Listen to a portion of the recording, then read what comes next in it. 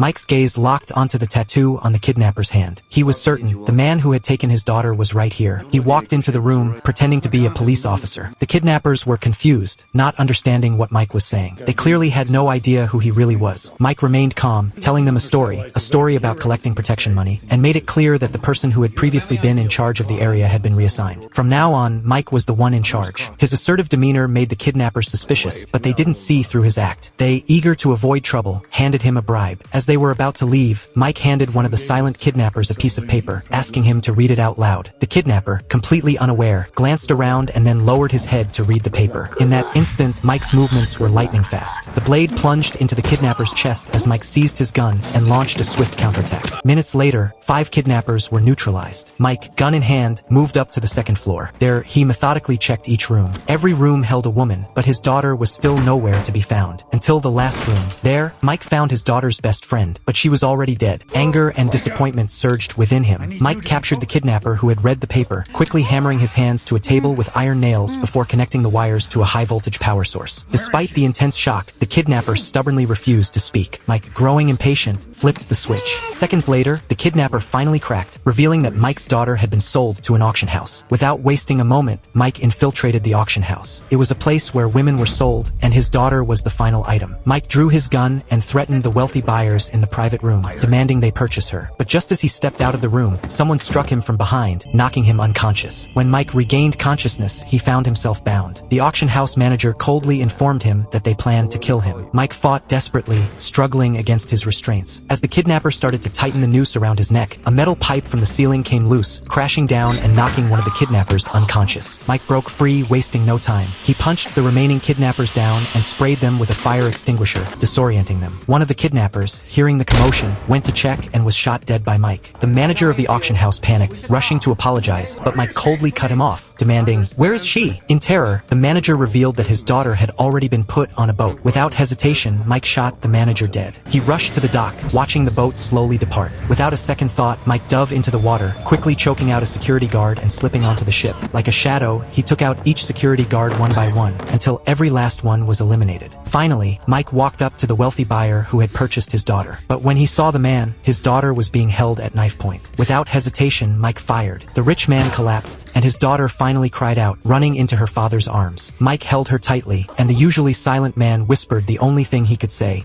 "I told you I would."